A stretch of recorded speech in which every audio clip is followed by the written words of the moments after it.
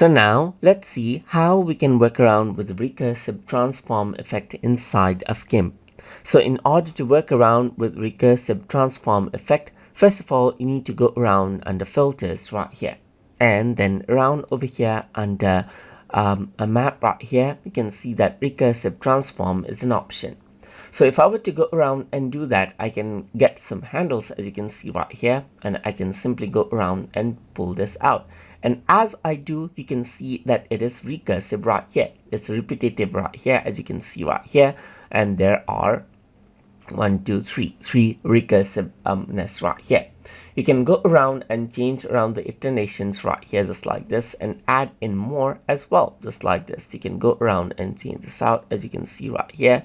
Drag this out right over here as well, and drag this out around over here just like this as well, and you can see that you get this particular recursive effect right here. If I were to go around over here onto iteration, then you can see that I can just go around and then remove out the iteration as well, and then you can see that you get this effect accordingly right here, just like this. Apart from that, you can go around and fade out the opacity right here to get this particular effect of dreaminess right here, just like this as well. So I can go around and then bring this down a bit, as you can see right here, to get that kind of an effect. You can also go around and paste it below right here, just like this, so that it is actually pasted out below right here, the transformation that is. And I'm just going to go around and paste it above itself. So let me just go around over here and decrease this out right here, and then this is what I have.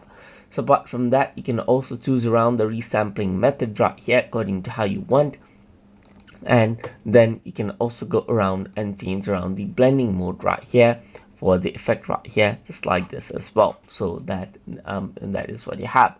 If I were to go around over here and go for screen, then you can see that it actually adds on to that particular effect.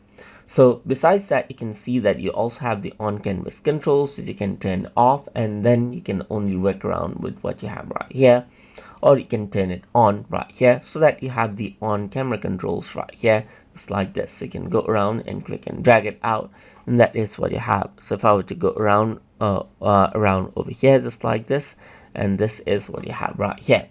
Apart from that, you even have the preview option right here, just like this, and this is what you have. You can also go around onto the split view, and you can see the before and after round over there as well. So if I were to go around and press OK, then this is what you have, as you can see.